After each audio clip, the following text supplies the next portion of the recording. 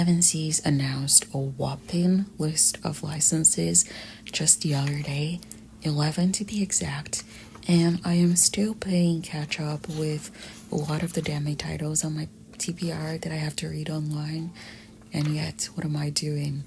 Rereading Ballad of Sword and Wine. And just look at those annotations. It's like I'm reading it for the first time.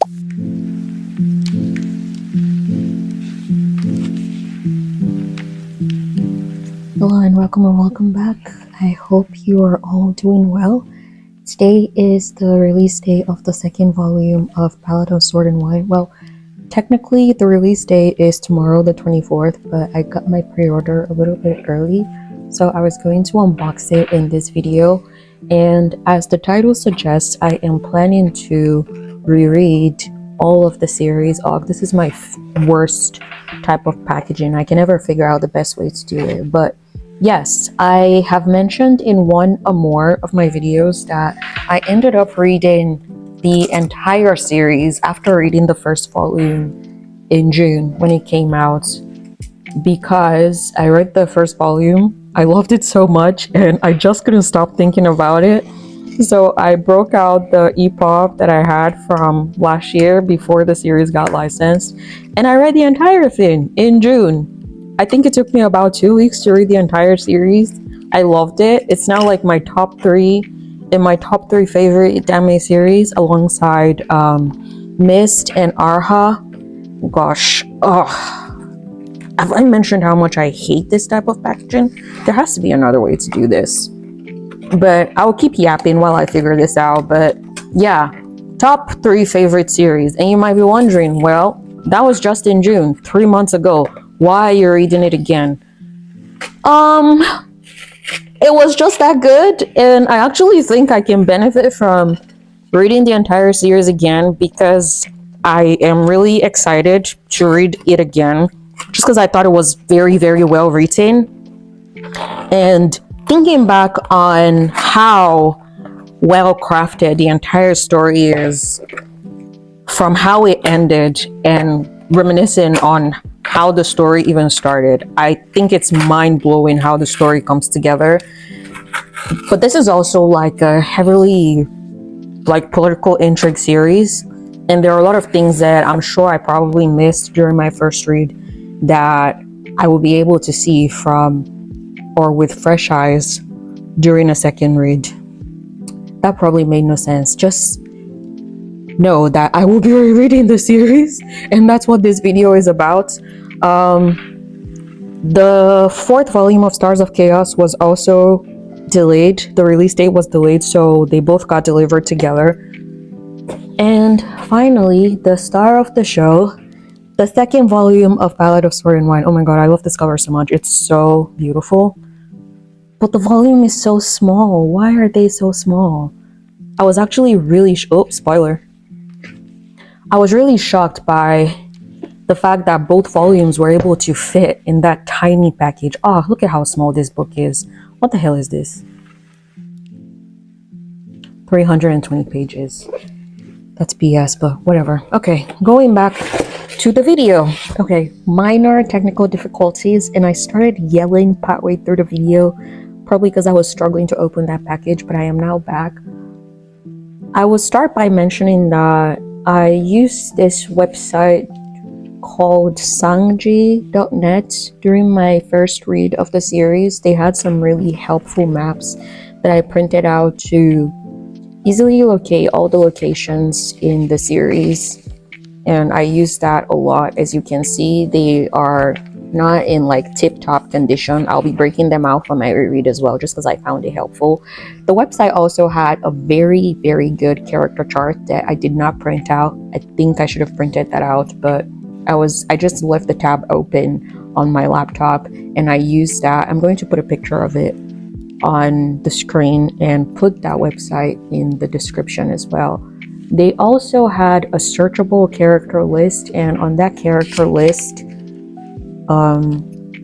you had the name of the person, the faction they were affiliated with, their courtesy name, their title, and their rank in the series, as well as their relationships. So for example, 𝕍𝕆𝔻𝕸, his name will be 𝕍𝕆𝔻𝕸. His affiliation, I did not look this up, but I will put it on the screen when I find it. I think it was probably like the embroider, whatever that uniform guard was called.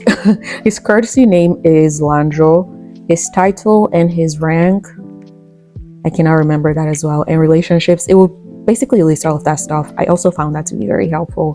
But something that the character list or the chart didn't have will be everything that's going on in the series. So basically, like in the first volume of the series, you know that 𝕌ℎ𝔻𝔻 had to take the fall for what his dad did, and there are a couple of things that happened to him in the first volume that the character list or chart is not going to go into. And I think that's very helpful information because there's a lot going on in the series, and being able to keep track of everything and how they relate to each other is going to be very important. And I decided that I am going to make a character binder while I am doing my reread of this series. And in that character binder, what I'm going to do is assign a card to each character. So I'm going to write the character's name here. I'll put things like what is already pretty much on the list, like their affiliations, courtesy name, titles, ranks, and relationships. But on the back of the card, I'm going to be making notes or taking notes about everything that's important that happens to them throughout the series. So I can use it to connect dots or just connect the plot of the series. And the intent is, as the story progresses, as the plot progresses, I will be moving the characters to the factions that they're affiliated with. I hope that makes sense. I'll probably try to put an example of what that looks like when I'm done reading the first 2 volumes somewhere in this video. But yes, that is why I wanted to make this video. I am making a character binder. It's not like I think it's something that everyone has to do. It's just something that I personally wanted to do, and I thought would be very helpful for my reading experience this second time around. And I wanted to share it just in case anyone else was interested in doing something like that. I made some notes, and I just want to make sure that I've talked about everything I wanted to talk about before I start reading the first volume again. Okay, so the last thing I'm going to do before I end this session is go over my tabs during my first read of the series. So these were all the tabs that I used. One for each of the main characters, so 𝕍𝕆𝔻𝕸, 𝕍𝕆𝔻𝕸. I used one for world building, enmity and sexual tension, language, culture, history, major plot points, review, and quotes. And all my notes were done with the same black pen that I used to label the tabs. But what I'm going to do on this second read is I'm going to use a different pen to make any additional notes that I make while reading. And I wasn't going to do this, but I think I'm going to add just one color tab right here and label it reread with that different color pen. I'm probably just going to try to match it to the cover. I'll put that tab right here, label it reread, and that way I'll be able to differentiate between the notes I took during my first read and during the reread. So I'll come back and show you what that looks like.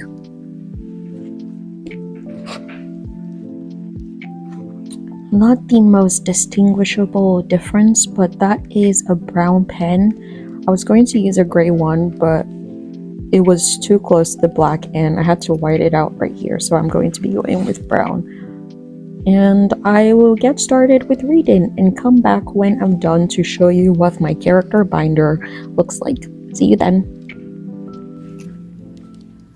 Okay, so update on the character binder. I've made a lot of progress on it after my reread of the first volume, and there's just so many things that stand out in the story now after reading through the entire series. But I decided to do like a simple cover page just so when I close it, it's not like a plain cover. So like that.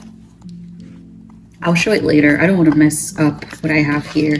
Before I decided to start writing the names of some of the characters with markers, I'd actually written some of them with pens, and I took quite the number of notes on them already, so I didn't want to change them, so I'm just going to leave them as they are. Shanwei got like 0 effort. I still tried a little bit to make 𝕍𝕬𝔻𝕻 and 𝕍𝕬𝔻𝕻's names look a little bit like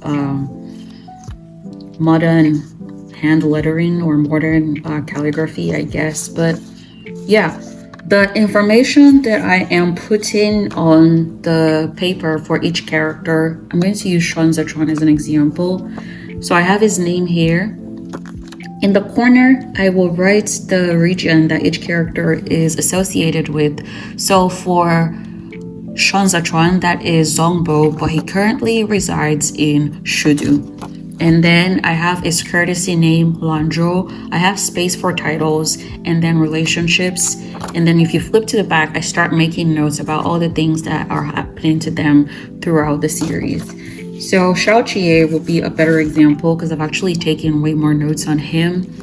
His courtesy name is Sean. I've also written notes here and there about his blade, horse, and his falcon monk, because that is a very important character in the series. In the corner, I've also written some of his talents, horse training, falconry, and strength, also very important in the series. He is originally from Libe, but currently resides in Shudu.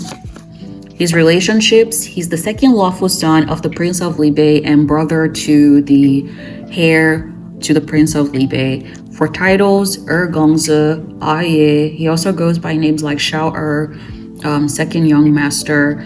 And for titles, he is the supreme commander of the Imperial Army, which is a second rank role or official in the setting of the story.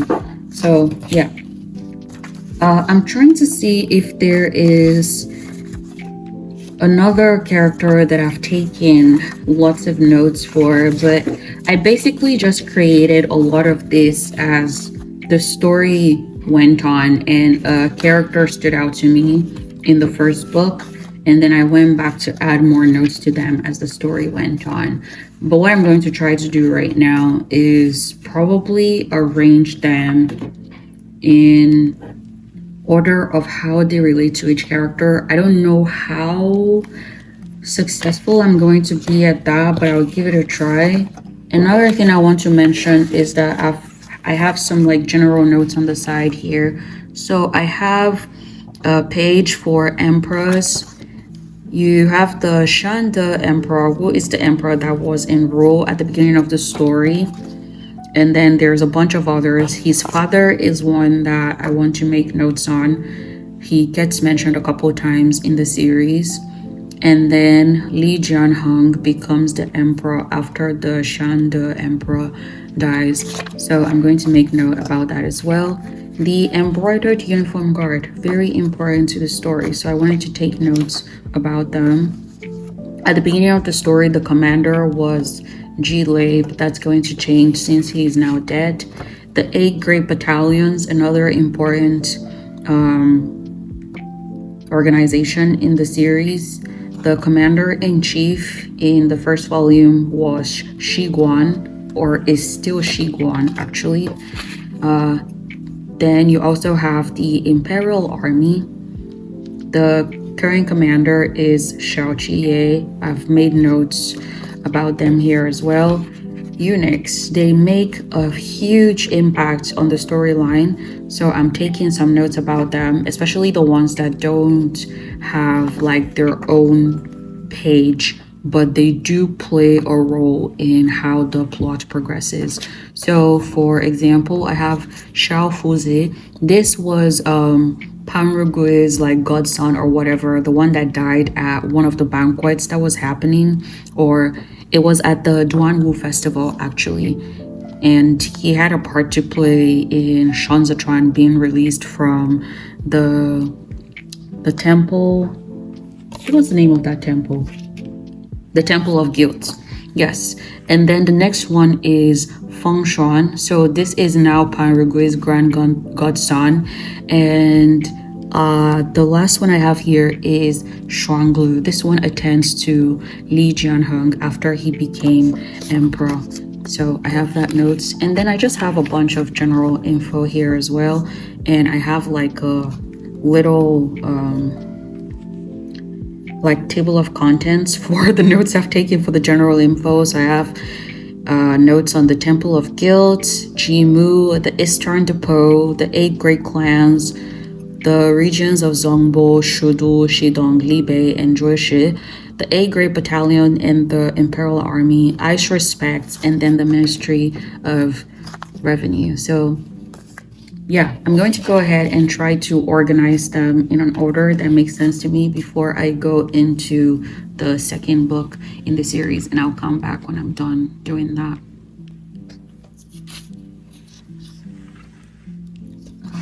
Court official Gu Qin and Ding Tao work with 𝕍𝕍𝕍𝕐.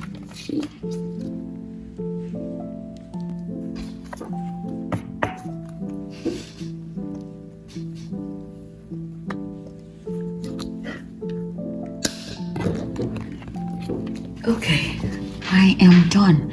That is the binder. For anyone who's curious, here is a quick flip through. I'm just gonna, okay, I think this angle works perfectly. Yes, that looks good. So first character is Shan Wei. The story starts with the incident at the Chashi sinkhole, which was very much related to him. And then your main character, who is his son, Shanzachuan, Zhigang, his adopted father, 𝕍𝕍𝕍𝕍, the member of the embroidered uniform guard that helps him, and Zhigang. 𝕍𝕍𝕻𝕻 is the mentor that trains him at the Temple of Guilt. Xiao Tianya later becomes, oh, I can't remember if this is a spoiler or not. But I think his adopted father told him to seek out this member of the embroidered uniform guard, so he is aligned with them for now. And then moving on to 𝕍𝕍𝕍𝕍 now. The Imperial Army, I have put that with him because he's the commander. And Li Jianheng I've put with him because they're kind of besties, and his I can never find words when I need them. But his allyship with him very much affects the standing of Libe in the story. So I've put him with 𝕍𝕍𝕍𝕍. Chen Yang is 𝕍𝕍𝕍𝕍's right-hand man. Zhuo Shanzhe is his shifu. Tan Taihu serves in the Imperial Army. Gu Jin and Ding Tao also serve 𝕍𝕍𝕍𝕍. Zhao Zhiming is his brother. Zhao Hui is the deputy general to Zhiming. And then moving on to the embroidered uniform guard, Zhilei is the commander of the embroidered uniform guard, and I've just put other people who were kind of allied with him in the story and the shenanigans that they were pulling in the first volume. So you have Pan Rugui, Hua Sixian, who is the brother to the Empress, Hai Liangye. Okay, yeah, I think that's where that portion ends. And then I just have some court officials. So this is the Deputy Grand Secretary. And then Shui Zhuo, Jiang Shi. I know I'm probably butchering these names, but I am so sorry. Yeah, just a bunch of court officials. And then I have some generals, Qi Zuyin and Lu Guangbai, and then just people that don't really have something that they're allied to right now, but they're characters that I wanted to make notes on. So this is the madam of the courtesan house that Li Jianheng and 𝕍𝕍𝕍𝕍 often go to. And then this is the empress's niece, the third lady. This is the student of the Imperial College that led the, what do you call it, the hunger strike when Lanzhou was released from the Temple of Guilt. Yao Wenyu, pretty boy and super talented and brilliant. And then I have all the general info. So that is how I've organized it for now.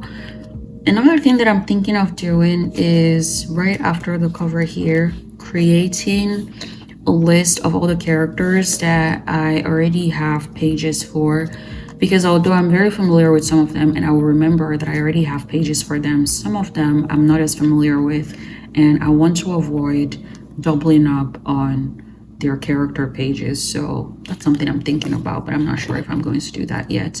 When I'm done with my reread of the second volume, I will decide. But that is it for the character binder. If anyone is interested in making one, I hope this was helpful to you, and whatever day you find yourself watching this, make it a great one, and I will see you in the next one. Bye.